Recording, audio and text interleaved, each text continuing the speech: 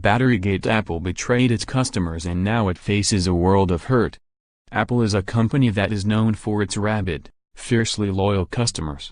When it comes to computers and consumer electronics, they tend to buy nothing else. They are extremely vocal, and will not hesitate to tell anyone how much they love their products, and why you too should own them. iPhone 6 CPU clock performance before a battery swap. On the multiple occasions over the years where Apple has done something to attract negative attention from the press, their fanbase is always ready to defend. Woe is the opinion editorial writer who either calls the company on its Reality Distortion Field, RDF, or criticizes the company about anything, even constructively. Also, after iPhone slowdowns, Apple offers battery replacements, but it'll cost you. This is the quid pro quo for writing about technology. You mess with Apple, prepare for hate mail and having your character assassinated in blog comments. It's a dirty job but someone has to do it. But I do completely understand unwavering loyalty to a brand. Big time. And companies can feel invincible and get particularly arrogant when they know their fans will accept just about anything they do and even defend their choices when everyone else is calling foul. There are limits, however, to what a brand can pull off in terms of maintaining loyalty. Particularly when it comes to the loss of trust and flat-out fraud. When you are a party to fraud as a self-appointed brand ambassador, it hurts big. It goes way beyond disappointment, because when you see your favorite brand fail in this way, and others call you on it, you can become even more rabid, unreasonably so, like an animal backed into a corner. You see, I was a party to something much like Apple's Batterygate, Volkswagen's 2.0 liters and 3.0 liters diesel crisis. I loved, my Volkswagen diesel. I have sung the praises about it in print and told everyone I knew about the fantastic mileage it got, the fun and torquey little engine it had, and how well it performed in the hot Florida weather. I was a Volkswagen diesel fanatic. The Volkswagen diesel story is so well documented in other outlets that there's no real need to go into detail. But as a VW diesel fanboy, I went through all of the phases of grief as I watched the events drag out over a period of 2 years. I don't even own one of their cars anymore and I am still pissed off about it. The company lied to its customers.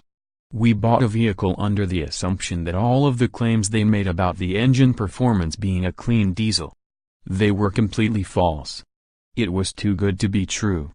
That lie has resulted, so far, in a cost of about $30 billion in damages the company has had to pay to regulatory agencies and buyouts and punitive compensation to customers in multiple countries. It has been an utter disaster for the company's public relations. I for one will probably never buy another Volkswagen, Audi or Porsche product ever again. While the company is not likely to go under from this mess, its reputation is going to be permanently marred, and it will lose generations of goodwill and loyalty from its customers that were hurt by this. It has had to commit to major management changes, including moving towards the manufacture of electric vehicles. Its diesel business is effectively dead. Apple's Batterygate is a bit different than the Volkswagen scandal. There's no environmental damage here, but the loss of trust the company is likely to incur might be just as significant. iPhone 6 CPU clock performance after battery swap. There will be many lawsuits in many countries. There could easily be billions upon billions of dollars in fines levied against the company before this is over. But Apple has plenty of money. Even if it had to pay Volkswagen-level fines, it would be perfectly fine financially. What it cannot recover from is the loss of confidence from its most loyal fans. I've begun to see this already. I know of lifelong Apple fans with older iPhones that have recently discovered that swapping out a battery on a 3.5-year-old iPhone 6 returns the phone to pristine operation. They otherwise would have bought a new phone, just as millions of others probably already have, assuming the new iOS 11 with new features was taxing the system. Predicting the future of the smartphone. What does the next 10 years hold for the smartphone? Here's a few ideas. Read more old phone, buy a new one, right? Apple's faithful are devastated by this. They've spent years dispelling the notion coming from detractors that the company was engaging in planned obsolescence, that instead, It was Apple's innovation with their software releases and increased requirements that were slowing the phones. Even if that is all true, and the company has only been engaged in the practice of adjusting the processor clock to compensate for degrading battery life for a year or so, it now becomes very hard to trust the company to do anything above board. Those shenanigans are now part and parcel of being an Apple customer. This is a horrible mark on the company's reputation.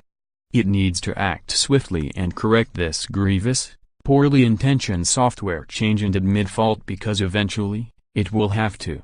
The right thing for Apple to do would have been to provide extended diagnostics to the end user that the battery performance was degrading and to bring the device in for service. The clock speed slowdown should only have been an option for the end user as a stopgap before going into a store or authorized service center, just as some cars have a maintenance mode that prevents high-speed engine operation and is only performant enough to enable the vehicle to limp back into the dealership. But cars have warning lights in the dash like check engine. The typical end user has no idea what is happening on their mobile device. Charging $80 at an Apple store or a service center to bring the phone back good as new is something I think end users can accept. But they cannot accept being flat out lied to. I don't know if Apple should offer to switch the batteries out for free on all the affected phones, since batteries are rare items. It certainly should reconsider its designs and offer versions of the iPhone with batteries that can be replaced easier and cheaper.